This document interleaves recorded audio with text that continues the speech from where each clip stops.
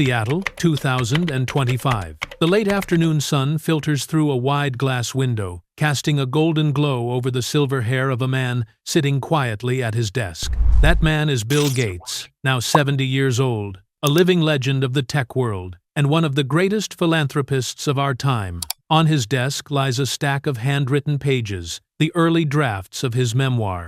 As Bill writes, his gaze drifts toward the window, and memories flood back. A curious boy, fascinated by his first computer. A young Harvard student bold enough to drop out and chase a dream. The ambitious entrepreneur who built Microsoft into a global powerhouse. The billionaire who weathered fierce legal storms. And finally, the philanthropist who dedicated his fortune to helping millions of people around the world. Bill Gates's life reads like a movie, full of ambition, challenges, transformation, and meaning. A story that invites reflection and admiration in equal measure. But what exactly shaped the Bill Gates we know today? Let's turn back time and revisit his extraordinary journey from the very beginning. Bill Gates was born on the 28th of October, 1955, in Seattle, Washington, into a well-educated upper-middle-class family. His father, William H. Gates Sr., was a successful lawyer, while his mother, Mary Maxwell Gates, was a teacher and an active community volunteer. From a young age, Bill was curious, intelligent, and a bit rebellious. His parents hoped he would follow the family tradition and become a lawyer, but destiny had a different plan. He loved reading and solving puzzles, but everything changed in 1968, when 13-year-old Bill began studying at Lakeside School, a prestigious private school in Seattle. It was there that he encountered something that would alter his life forever: a computer. The school had recently acquired a teletype terminal connected to a General Electric mainframe. The first time Bill saw it, he was captivated. The rhythmic sound of the machine and the lines of code flashing across the screen mesmerized him. It was love at first sight. He spent hours exploring how it worked, learning to write basic programs. Soon, the curious teenager created his first computer program, a simple tic-tac-toe game that allowed players to compete against the computer. The moment that program finally ran successfully, young Bill's eyes lit up with excitement. That was the birth of a lifelong passion. From then on, computers became his world. He spent nearly all his free time in the computer lab, sometimes skipping classes or sneaking in after hours just to keep coding. Have you ever been so fascinated by something that you lost track of time, skipping meals, or staying up late just to keep doing it? Imagine young Bill, sitting in that dimly lit lab, typing furiously, completely absorbed in lines of code, unaware that he was laying the foundation for a revolution that would change the world. What would you do if your child, or even you yourself, became so obsessed with a passion like that? Would you worry, or would you see it as the spark of a genius in the making? Share your thoughts in the comments below. I'd love to hear your perspective. At Lakeside, Bill Gates met someone who would change his life forever. Paul Allen, a quiet, thoughtful student 2 years older than him. Like Bill, Paul was a computer enthusiast, but their personalities couldn't have been more different. Paul was calm and introverted, while Bill was energetic, argumentative, and bold. Yet, it was their shared passion for computers that bonded them deeply. The two spent countless hours side by side, exploring every detail of the school's computer system. One day, Bill and Paul discovered a loophole in Lakeside's computer time-tracking system and mischievously used it to get extra access for free. When the school found out, instead of punishing them, the administration hired the two teens to help identify more software bugs. Hard to believe, right? But it's true. By age 15, Bill Gates's programming skills were already earning the respect of adults.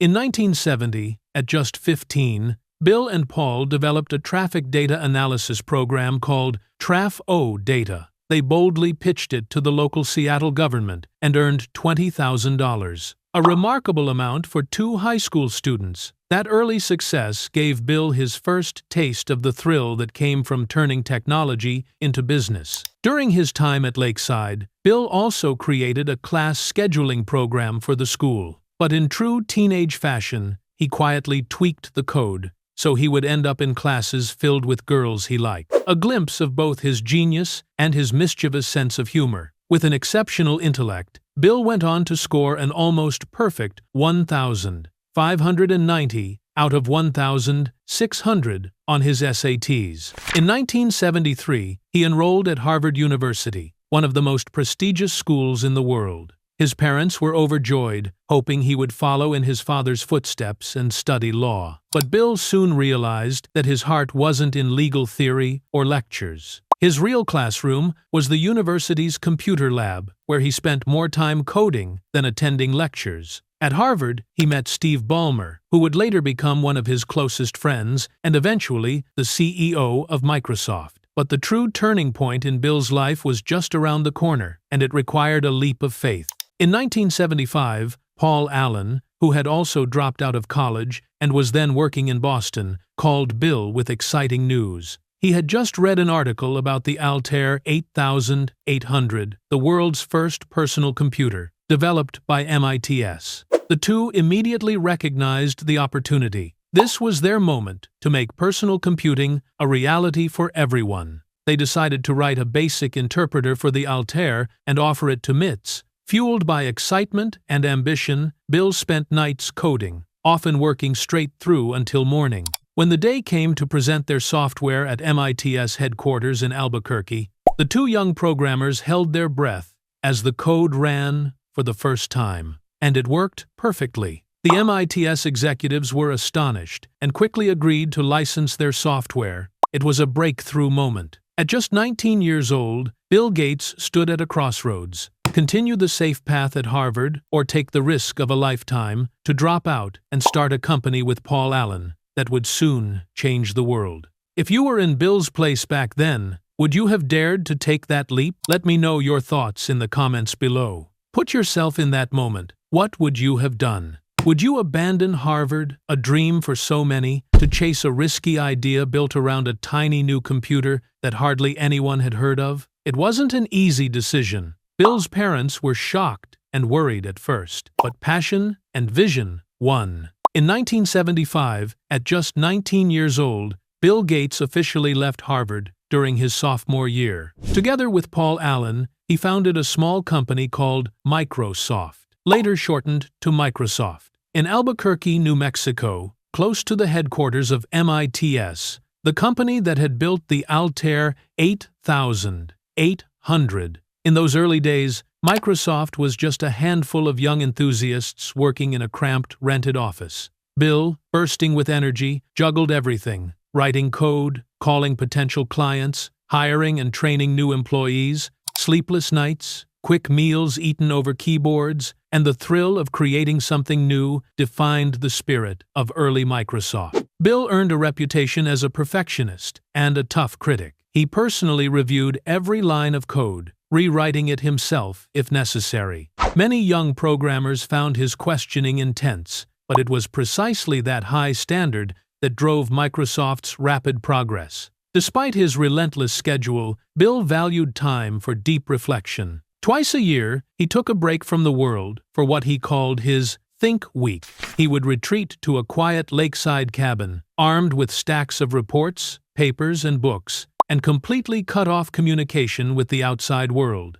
During those days of solitude, he read, analyzed, and filled notebooks with new ideas. It was during one of these Think Weeks, in 1995, that Bill wrote the now famous memo urging Microsoft to shift its focus toward the Internet, a timely decision that helped the company stay ahead of the next big wave of innovation. Those moments of stillness revealed Bill's thoughtful, strategic side. To lead a global tech empire, he understood that silence and reflection were just as essential as speed and action. If you find this side of Bill Gates fascinating, make sure to follow the channel. There are many more leadership lessons to uncover from extraordinary minds like his. One of Bill's first major challenges came early on: software piracy. When Microsoft began selling its basic interpreter for the Altair, users started sharing the software freely without paying. In response, Bill wrote an open letter to computer enthusiasts,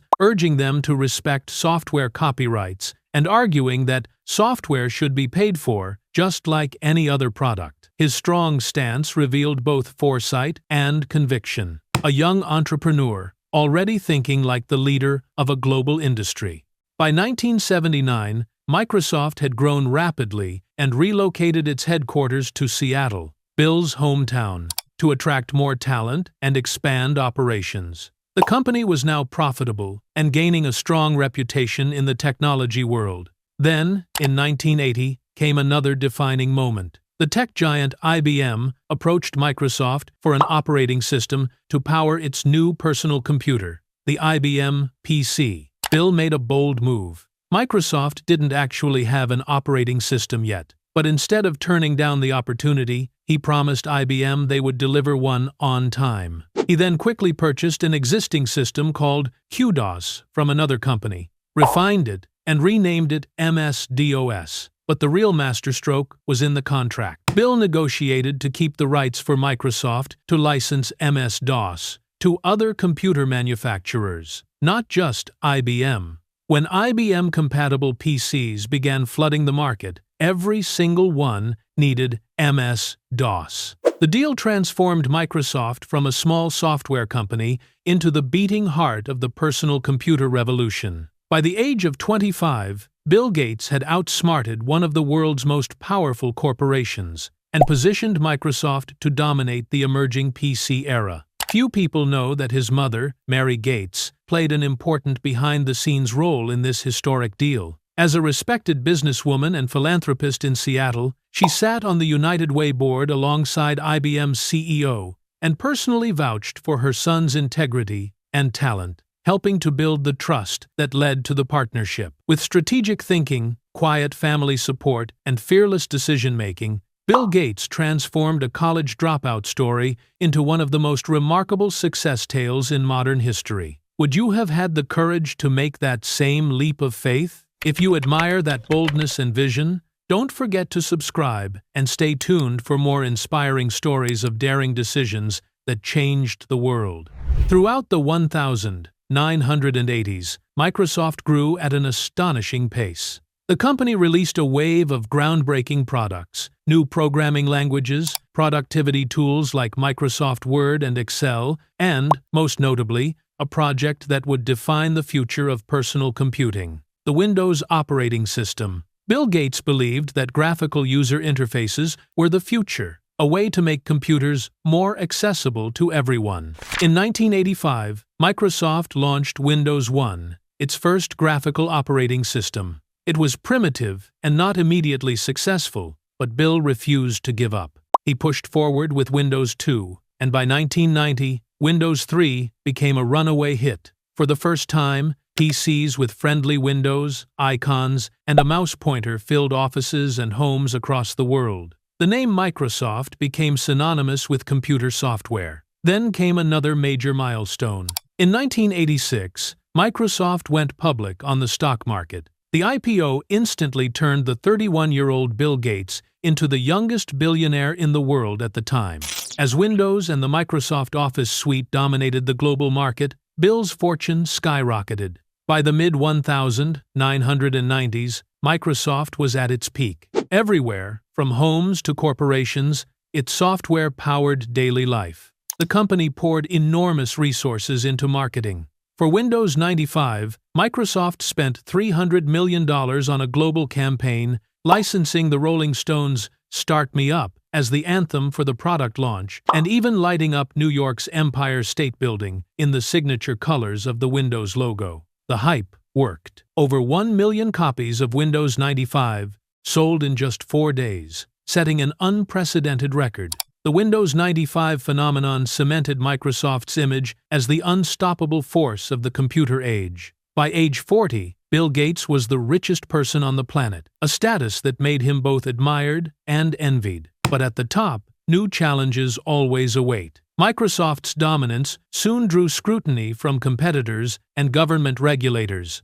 By the late 1990s, Bill Gates faced not a business rival, but a legal battle that would shake the entire tech industry. In 1998, the U.S. Department of Justice and 20 states filed an antitrust lawsuit against Microsoft, accusing the company of using its monopoly power to stifle competition. The case centered on Microsoft's decision to integrate its Internet Explorer browser into Windows, a move critics claimed was designed to crush its rival. Netscape Navigator. What followed was a fierce courtroom battle that captured global attention. The confident, smiling image of Bill Gates that once graced magazine covers was replaced by footage of him under intense questioning. In depositions, he gave short, combative answers, sometimes appearing evasive or dismissive. Behavior the media portrayed as arrogance. The case divided public opinion. Was Microsoft guilty of abusing its power, or simply playing the game the way any dominant company would? In 2000, a federal judge issued a dramatic ruling.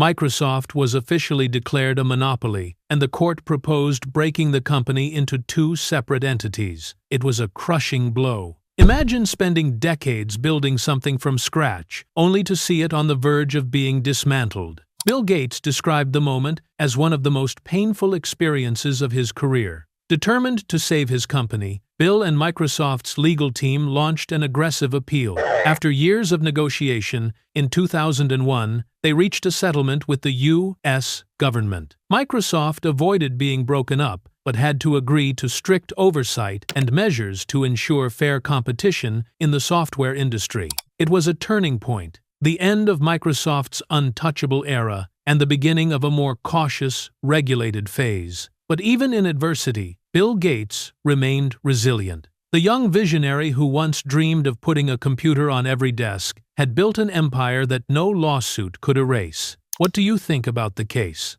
Should a company be punished for being too successful, or was this a necessary check on corporate power? Share your thoughts below, and stay tuned, because the next chapter of Bill Gates' journey is one of transformation, reinvention, and purpose beyond profit. The long legal battle of the late 1990s didn't just strain Microsoft's public image, it also transformed Bill Gates himself. Looking back, Bill later admitted that years of success had made him complacent at times. He once reflected, "Success is a lousy teacher. It seduces smart people into thinking they can't lose." The experience humbled him, teaching valuable lessons about leadership, responsibility, and perspective. Amid the storm, Bill made a major decision: to step down as Microsoft's CEO. In January 2000, he announced that his longtime friend and partner Steve Ballmer would take over as CEO, while Bill would focus on technology and innovation as chief software architect. Many saw this move as both strategic and personal, a way to ease public pressure on the company and to allow Bill to pursue broader goals beyond Microsoft. But stepping down didn't mean slowing down. In fact, it marked the beginning of an entirely new chapter, one focused on global good.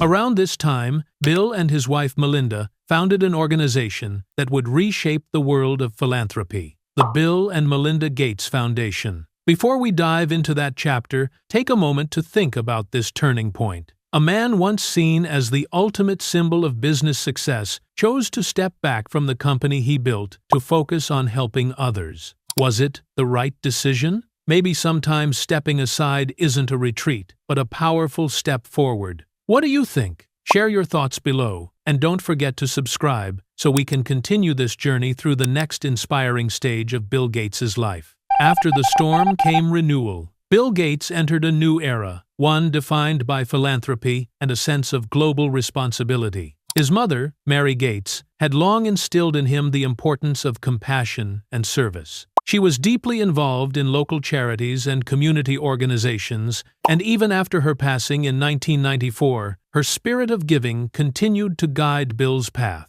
In 2000, Bill and Melinda officially launched the Bill and Melinda Gates Foundation, headquartered in Seattle. Its mission was simple, yet monumental: to tackle humanity's most pressing challenges, improving global health, fighting deadly diseases, and expanding access to education. Backed by Bill's personal fortune, he pledged to donate the majority of his wealth. The foundation quickly became the largest private charitable organization in the world. Bill approached philanthropy with the same discipline and analytical mindset that had made him a tech icon. He believed that innovation, science, and data could drive real social change. On early trips across Africa and Asia, he and Melinda witnessed heartbreaking realities: children dying from diseases that vaccines could easily prevent, families struggling without clean water, and communities trapped in cycles of poverty. One statistic shocked him deeply. Millions of children died each year from diarrheal disease caused by unsafe drinking water. As a father, Bill was struck by how something so preventable could still take so many lives. That realization became his new mission: to use knowledge, wealth, and technology to save lives. Under Bill and Melinda's leadership, the Gates Foundation revolutionized global health efforts. It poured billions of dollars into vaccine research, disease prevention, and healthcare infrastructure in developing nations. Their funding played a crucial role in nearly eradicating polio, bringing vaccines to remote villages that had never seen medical care before. In the 2010s, their initiatives against polio, malaria, and HIV/AIDS became global success stories, saving millions of lives.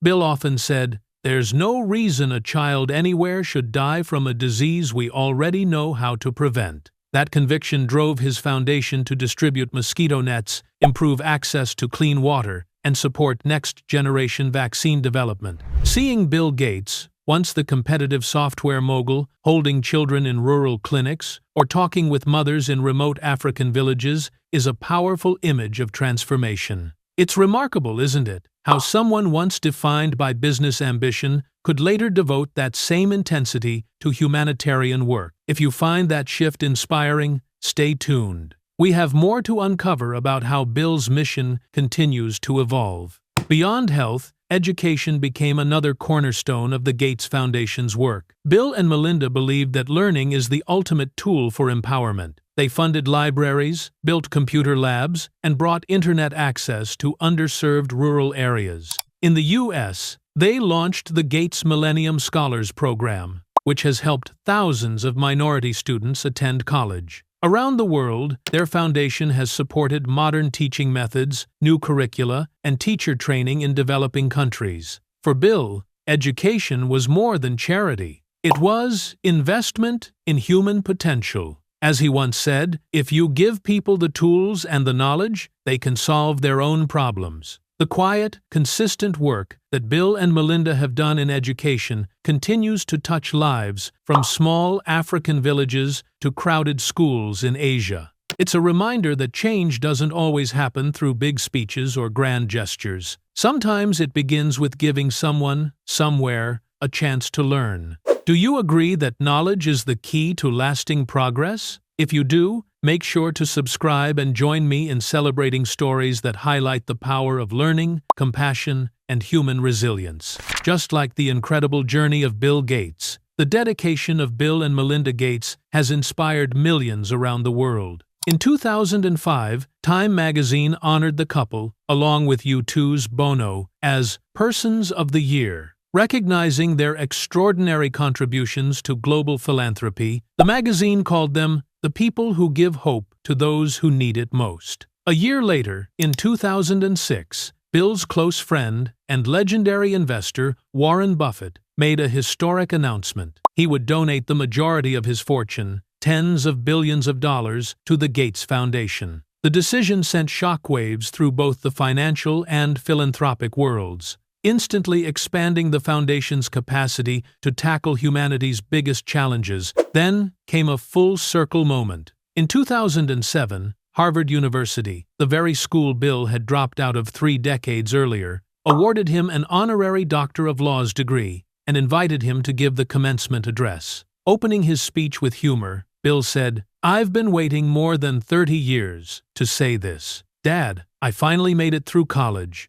The crowd erupted in laughter and applause. That moment symbolized more than just recognition. It was a beautiful closure to a lifelong journey, proof that success doesn't follow only one path. Inspired by their belief in generosity, Bill, Melinda, and Warren Buffett launched the Giving Pledge in 2010, a campaign encouraging billionaires around the globe to commit at least half their wealth to charitable causes. Hundreds of the world's wealthiest individuals joined the pledge, transforming global perceptions of wealth, responsibility, and legacy. Meanwhile, Bill continued to stay connected to technology. In 2008, he officially stepped down from his day-to-day role at Microsoft to dedicate his full attention to philanthropy. On his final day, employees gathered to bid farewell to their founder, applauding as he walked out of Microsoft's headquarters. A moving moment that marked the end of an era. He remained chairman of the board until 2014, then later served as technology advisor,